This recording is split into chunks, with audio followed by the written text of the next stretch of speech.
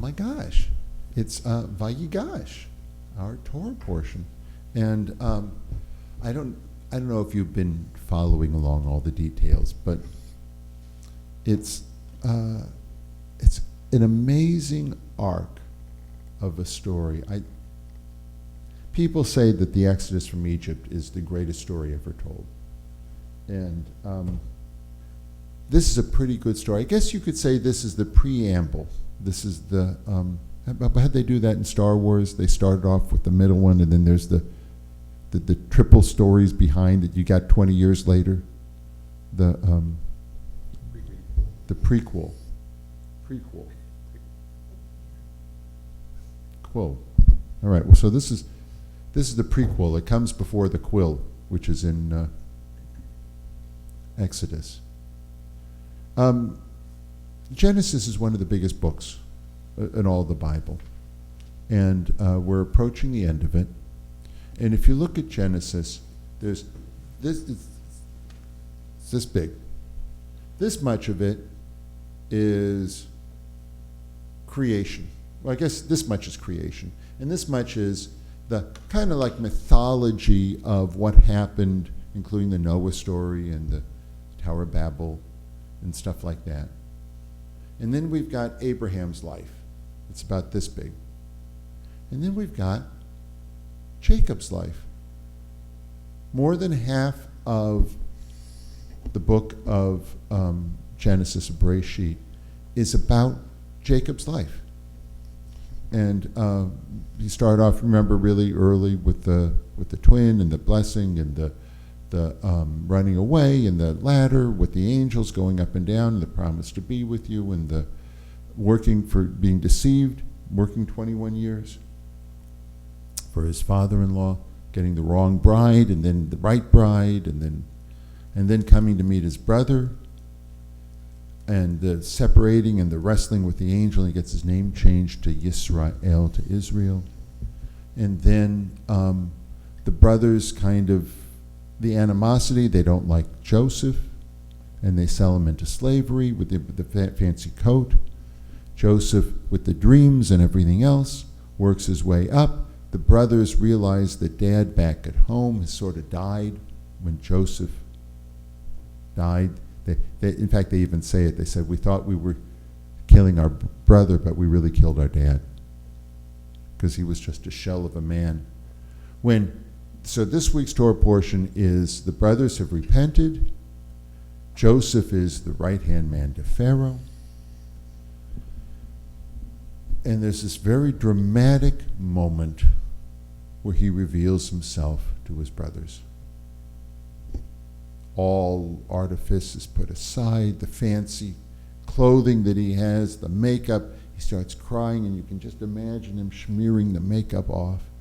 And he says, Ani Yosef, I am Joseph. Ha'od Avichai, his dad still alive. And it's all about Dad. It's all about Jacob, which is really fascinating. You don't normally think of the book of Genesis as about the life of Jacob, but it's tremendous. It's a tremendous story of a very flawed man who still finds holiness, who has horrible tragedies in his life. He's lied to by his kids. His beloved wife dies. He thinks his beloved son dies. He's deceived by, he deceives his brother, and then he's deceived by his father-in-law and deceived by his kids. And then he comes back to life. And that's the wording. They go and they tell Dad, Joseph is alive, and he doesn't believe them.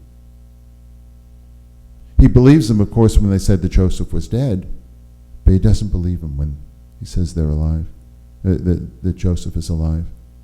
And he's revived. His life comes back to him as the way that the Torah is worded. And now he's scared to go into Egypt. But he's got this, I call it like a molecular bond with his son. They're like this. And he's got to see his son before he dies. He can't die until he sees his son. But he can't go to Egypt because his dad, Isaac, was told, don't go to Egypt. And but there's this dream where God says, I will go down with you and I'll be there with you. And it's a story of God who loves God's people, but knows that there's going to be something horrible. It's kind of like you love your child, and you know your child is going to have to get those vaccines at the doctor's office, and they're not going to like it, and they're going to cry. But you take your kid to the doctor's office anyways. Why? Why do you take your kid? Because you know the kid's going to cry. You take him there anyways because you know in the long run it's good. There's something about this that God loves us but takes us down to Egypt because we need to do that. God, and as long as we're enslaved, God is there with us, kind of like enslaved with us. God even tells Abraham earlier, your people are going to be enslaved 400 years. So it's kind of known that this is what's going to happen. But he goes anyways, goes down to Egypt. And thus begins the preamble, the prequel to the story of the Exodus. But there's this other stuff in there after Jacob gets down having to do with Joseph. Anyways, they're reunited. Joseph is crying. Dad is, he says a wonderful statement. He says, I'm so happy I could die now. I could die. Take me. Not take me, life is so horrible, but take me, life is so fulfilled. And it's an amazing statement how to move to the end of your life, how to find fulfillment, what fulfills, and how do people see fulfillment that they can say, here I am, I'm ready. I'm so happy I'm back with you, I could die. Which is curious, but somehow deeply spiritual. I got to include this because it's interesting. Pharaoh wants to meet Joseph's dad. And they have this little interlude. And Pharaoh says, so tell me, how old are you? He says, I'm 130. And the years of my life have been miserable and short. But still he had blessing. Still he had blessing. We're not promised entertainment every day of our life. We're not promised, enjoyment. A lot of our life is miserable. That's the way it is. It's too short. But we can follow Jacob's example and still find holiness. I would leave it off there, but the Torah portion doesn't. The Torah portion goes into a kind of a tangent story about Joseph and what happens, because we're only 2 years into, the fat cows, skinny cows, 7 years of skinny cows. We're only 2 years into it. There's another 5 years of skinny cows. But the only place that has food, that has grain, is Egypt, because Joseph set it aside. And we get a short but fascinating and really, really important lesson towards the end about macroeconomics, about public policy, and about how Jews ought to live in a country that isn't their own. I'll read it because it's not that long. You don't need to go get the books.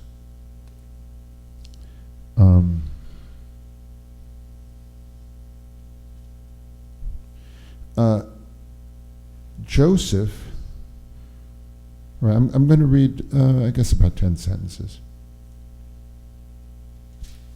Maybe 15. Joseph's still in charge. His brothers are all there. We got 5 more years. At this time, no food was to be had in the entire land, for the famine bore down very heavily. The land of Egypt and the land of Canaan languished on account of the famine.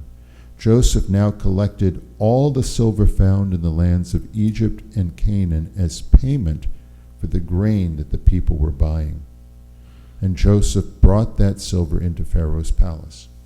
I guess you could say he borrowed from a family playbook, how to get the most out of your grains. You know, remember how his dad got the birthright for a bowl of lentil soup? Well, now Joseph is cashing in. He's trading the grains for all of the silver in the lands of Egypt. Silver is another word for money. He got like all the coinage, all the money, all the metallic wealth of the land. And he gave it to Pharaoh. When the silver in the lands of Egypt and Canaan was spent, all Egypt flocked to Joseph, saying, "Let us have food. Why should we drop dead in front of you because the silver is exhausted?" Which is sort of what Esau said. "I'm going to die of starvation if you don't give me the soup." Joseph replied, "Bring your livestock, and I will give it to you in exchange for your livestock if the silver is exhausted." They therefore brought their livestock to Joseph, and Joseph gave them food in exchange for horses, holdings of sheep and cattle and asses. That year he kept them alive with food in exchange for all their livestock. That year ended. All right, so now we're into year 4, into year 5. And approached him with the following year and say to him, "We will not hide from my lord that the silver is spent and our animal holdings belong to my lord. There's nothing left before my lord except our bodies and our soil. Why should we die before your eyes, both we and our soil? Buy us and our soil in exchange for food, and we and our soil will be slaves to Pharaoh. Distribute seed so we can live and not die, so the land is not deserted." Joseph then bought all the land in Egypt for Pharaoh, for each Egyptian had sold his field, because the famine had overwhelmed them. Thus the land came into Pharaoh's possession, and thus he made serfs of the people from one end of the Egyptian border to the other. Only the land belonging to the priests did Joseph not buy, for the priests had an allotment from Pharaoh, and they ate their allotted portion that Pharaoh had given them. Therefore they didn't sell their land. Joseph then said to the people, "See now that I've bought you and your land for Pharaoh. Here is seed for you, sow the land. When harvest comes, you must give Pharaoh a fifth, 20%, and the other 4 portions, another 80%, will be yours for seeding the field and to be food for you and your households and for your little ones to eat." And they said, "You have given us life." So everyone, according to this, really liked what Joseph did. "May we find favor in my Lord's sight and be serfs to Pharaoh." Joseph made this a law to this day for Egypt's soil. 1/5 is Pharaoh's. The priest's land alone did not become Pharaoh's. Israel thus settled in the land of Egypt, in the region of Goshen. They struck roots in it, were fruitful, and multiplied greatly. All right, so this is, I think this is the first time, this last sentence is the first time the word Israel is used to apply to the nation of Israel, not just the person Israel. But look what happens. Here we are in a foreign country, and we know it's going to be bad. But we've got to dedicate ourselves to make the country good. We should take root in the country that we're living in. We're in America. We work to make America great. We really live here. We don't say it's unfortunately not our land. This story, I think, was really important for the Jews living in Babylonia and for the Jews living after the Roman exile, that says you got to live in the long term and you got to support the king.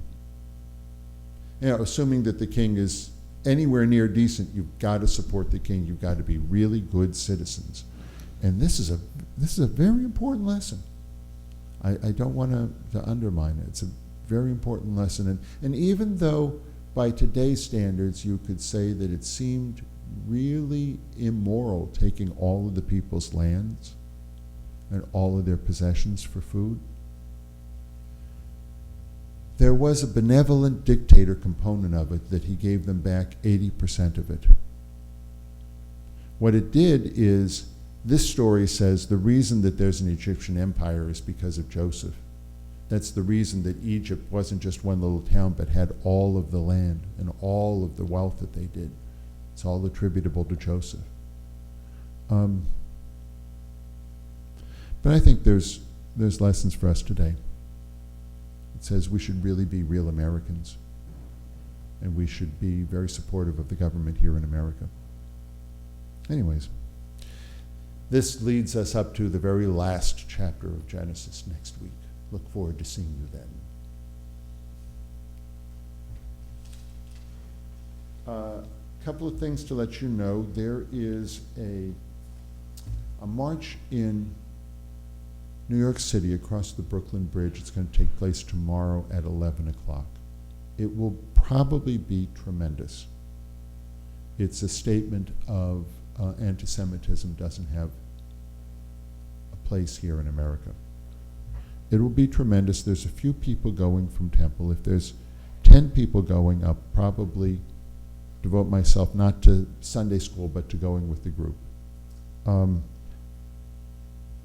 You can contact me afterwards. Mindy is coordinating some people in transportation. If you're interested, let me know. I'll let you know some of the details of it. The Shema Tour is coming up. Shema Tour is going to be on Martin Luther King Day. That's the 20th. Make your reservations now. It's really a fundamental part of the Jewish year of Temple Beth Hillel. It is an important part of what it means to be a member of Temple Beth Hillel, that we go out and we listen. We're going to get a bus. There's going to be probably 55 seats on it. It's rare that we have filled it up, though we're always shocked that we don't, because it's rather tremendous. And this year we're going to be going to 3.5 sites. The first is at, we're going to be seeing Archbishop Dexter Burke's church. It's on the north side of Hartford. And the church itself, the whole church, is about half the size of this room. And you wouldn't believe all of the good, all the mitzvot that come out of this church. It's startling. We're going to go there and going to have a short Martin Luther King observance, Martin Luther King Day observance. And we're going to hear what they do, and we're just going to sit down and talk with some of their people. Are going to talk with some of our people. The church is, it's small, but they have a basement which has a real, one of the great treasures of Hartford is in the basement of this church. And I'm not going to tell you any more about it. You got to go to come and see it. Got to come and go and see it. I don't know. Whatever. You'll see it when you're there. Then we're going to go visit Rabbi Allen at his day job. He's the chaplain for the Hebrew Home and also for Hoffman Summerwood, which is an independent living, loosely affiliated with the Hebrew Home. And he's going to show us what goes on there, not only for the residents, but for the whole community. They do some programming for the whole community there. And they've put together really a lovely lunch, a lovely kosher lunch for us. And so we need to get a pretty good number as to how many people are showing up. They're treating us to lunch, which is lovely. And then we're going to go see an animal shelter. Hoo-ha, such an animal shelter, the Simon Foundation Animal Shelter, before we come home. So you don't have to be a Temple member to go. You can invite your friends. Kids are definitely welcomed. They need to be accompanied by an adult, but it doesn't have to be, you could be the adult for someone else's kid. But do sign up. There's sign-up sheets just out in the hall here, or you can call in. With that, we're going to take a moment to remember a few people. We're going to remember Jacob Block, Nathan Serro, Anna Maskell, Arlene Ward, Henrietta Goldberg, Myra Scott, Arthur Rubin, that's the brother of Carol Mamlock. The uncle. Oh, the uncle. I know, Uncle Arthur. It's written here as brother. I know Uncle Arthur. Sophie Rabinowitz, Harry Gocross, and Melvin Samsky. Is there anyone else we ought to remember? Please. Gary Squire. Do you want to come up and share a couple of words? What's that? I stay. Well, if you stay there, people won't hear you, and they won't see you. I can give you. We have a mic if you want to do it. I'm sure I could do this to maximize the amount of distracting noise.